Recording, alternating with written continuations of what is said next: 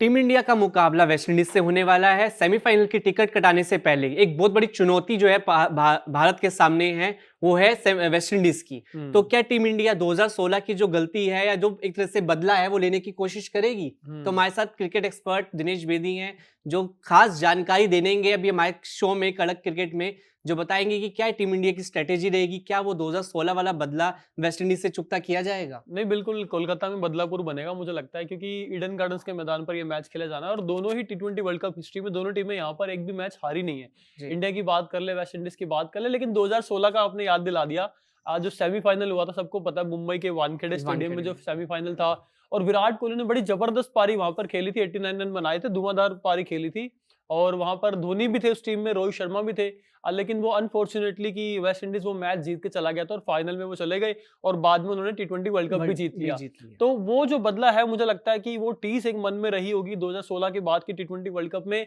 हमारे पास भी ऐसा मौका आए कि हम वेस्ट इंडीज को ऐसी हार दें कि उन्हें जो है सदियों तक याद रहे। और मुझे लगता है अब वो मौका हमारे पास है कि सुपर 8 में, क्योंकि देखिए आपने बता ही दिया कि अभी सेमीफाइनल की टिकट जो मिलेगी, इस मैच को जीतने के बाद जो भी जीतेगा ये मैच वो सीधा सेमीफाइनल में जाएगा। तो यहाँ पर इंडियन टीम अगर ये मैच जीतती है तो वेस्ट इंडीज अब तक जो कुछ भी करके आ रही हो, चाहे एक भी मैच नहीं आ रही हो, लेकिन यहाँ पर सारा पानी फिर जाएगा सारी मेहनत पर, क्योंकि ये मैच जो है बहुत कुछ स्टेक पे लगा हुआ है। क्योंकि अगर आप ये मैच हारते हो तो फिर आपका सफर टी20 वर्ल्ड कप में खत्म हो जाएगा, लेकिन अगर आप जीतते हो तो फिर आप टी20 वर्ल्ड कप 2026 के सेमीफाइनल में जाओगे, जहां पर आपका मुकाबला इंग्लैंड से भी हो सकता है, न्यूजीलैंड से भी हो सकता है, और अभी पाकिस्तान भी कंटेंशन में बना हुआ है, वो भी आ सकते हैं किसी ना किसी तरीके। हालांकि उनका थोड़ा बड़ा पेचीदा समीकरण है, बहुत हार्ड सिनेरियो जो है उनका है, लेकिन फिर भी वो किसी ना किसी तरीके से अभी भी जिंदा है, पाकिस्तान भी। तो लेकिन यहाँ पर सबसे बड़ी बात यह है कि वेस्ट इंडीज की चुनौती, जैसे आपने कहा, यहाँ पे ना दो चीजें बड़ी सिमिलर रही हैं। वेस्ट इंडीज की बात करें, इंडिया की बात करें, सुपर ग्रुप स्टेज में अपने सारे मैच दोनों टीमें जीत के आई। सुपर 8 में दक्षिण अफ्रीका ने दोनों, उसने भी हराया, उसने भी उसको भी हराया, इंडिया को भी हराया और वेस्ट इंडीज को भी हरा दिया।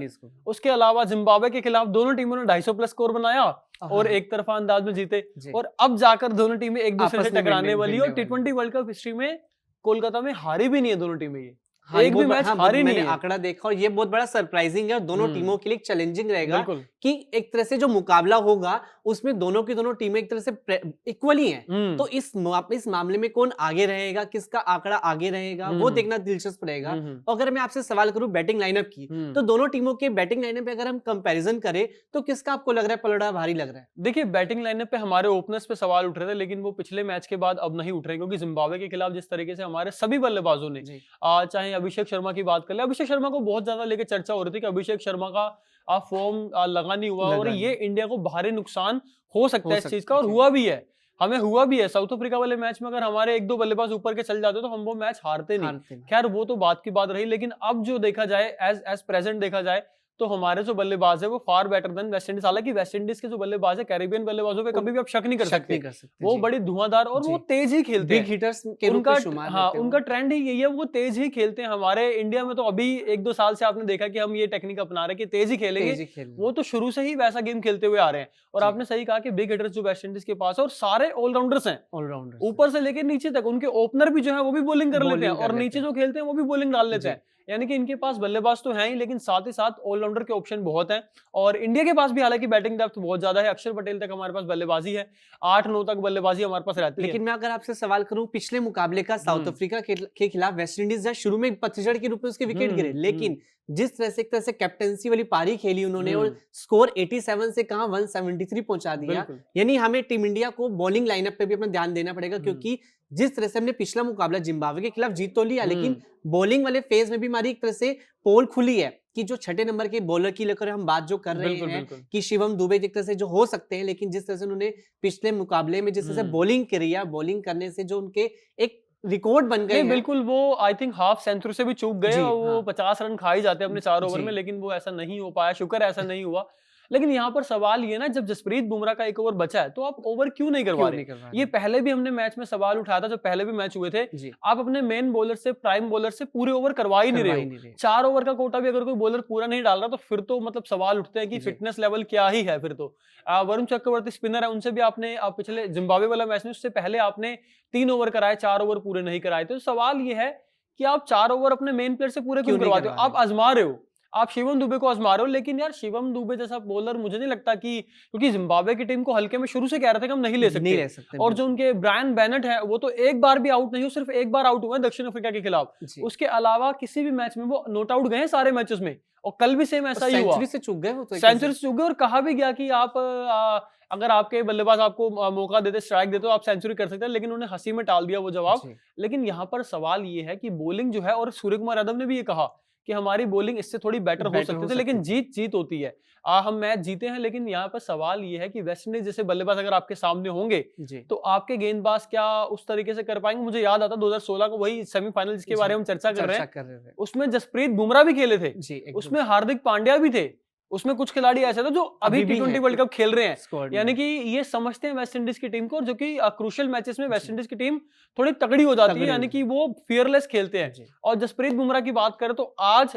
आज के टाइम पे उनका जो ओहदा है, मुझे नहीं लगता है वेस्ट इंडीज के बल्लेबाज उनके सामने टिकने चाहिए। हालांकि आईपीएल में खेलते हैं तो काफी चीजें ना एक दूसरे के बारे में पता होती है कि बॉलर कैसे बॉल डालता है, और जो स्लोवर वन बहुत ज्यादा आजमाई जा रही है T20 वर्ल्ड कप में, तो कहीं ना कहीं उस चीज का ध्यान देना पड़ेगा। और वेस्ट इंडीज के पास जो स्पिनर्स हैं उसको लेके भी हमें बात करनी चाहिए। गुदाकेश मोती जो है और अकील हुसैन है, अब वो लेफ्ट आर्म ऑर्थोडॉक्स बॉलर हैं दोनों, और हमारे वैसे हालांकि हमारे पास लेफ्टी ज्यादा है तो हमें इतनी टेंशन की बात नहीं है, लेकिन फिर भी हमें स्पिनर्स से बच के रहना पड़ेगा, क्योंकि इंडिया की जो पिचेस है ज्यादातर वो स्पिनर्स के अनुकूल है, तो हमें थोड़ा स्पिनर से बच के रहना पड़ेगा। अदरवाइज मुझे लगता है हमारी टीम इस समय अच्छी फॉर्म में है, और जो वापसी की हमने उसको देखते हुए वेस्ट इंडीज भी खौफ में होगी कि इनके बल्लेबाज हमारे तो 250 बना ही रहे हैं, लेकिन इंडिया ने भी 250 प्लस बना दिया है, तो कहीं ना कहीं अब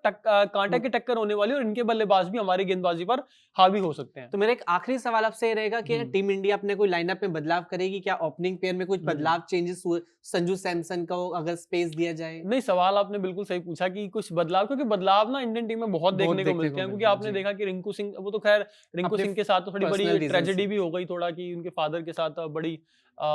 बड़ी मायूसी वाली खबर थी, वो हो सकता है शायद इस वजह की असर पड़ रहा हो उनकी परफॉर्मेंस पे। लेकिन यहाँ पर यह है कि वॉशिंगटन सुंदर को आपने खिलाया था अक्षर पटेल की जगह, लेकिन फिर आप अक्षर पटेल को वापस लेके आए, और मुझे लगता है कि जो अब प्लेइंग 11 खिलाई गई है जिम्बाब्वे के खिलाफ, ये मुझे लगता है बेस्ट प्लेइंग 11 है। ये कॉम्बिनेशन जो आपने बनाया ये बेस्ट बनाया, और मुझे लगता नहीं इससे छेड़छाड़ आपको करनी चाहिए। गौतम गंभीर क्योंकि चाहते हैं कि लेफ्टी राइटी का आपके पास कॉम्बिनेशन हो ओपनिंग में, और नीचे आप बैटिंग डेप्थ चाहते हो, और आपके पास दोनों चीजें इस प्लेइंग 11 में आपको मिल रही हैं। संजू सैमसन राइटी है, लेफ्टी अभिषेक शर्मा है, तो लेफ्टी राइटी का कॉम्बिनेशन है, और नीचे बैटिंग डेप्थ आपके पास अक्षर पटेल तक बैटिंग है आपके पास, तो मुझे नहीं लगता ज्यादा चेंजेस आपको देखने को मिलेंगे। अगर आप स्पिनर को ऐड ऑन करना चाहें तो आप कुलदीप यादव को शायद मौका दे सकते हो, बट मुझे नहीं लगता कि अर्शदीप जिस तरीके की बॉलिंग कर रहे हैं उनको बिठाया जाएगा, और टीम सेम यही खेलेगी। अब इसमें ज्यादा बदलाव नहीं देखने को मिलेंगे। तो वही अगर हम एक छोटा सा एक और सवाल आपसे पूछें कि क्या जो मिडल ऑर्डर में जो पोजीशन चेंजिंग की बात होती रहती है कि सूर्य कुमार यादव को एक तरह से ऊपर आना चाहिए, नहीं वो भी है बिल्कुल, और ये हुआ भी ना, ये हमने अब किया भी। तिलक वर्मा को हम 3 पे खिला रहे थे, और हम शुरू से कह रहे थे तिलक वर्मा जो है नंबर 3 जैसी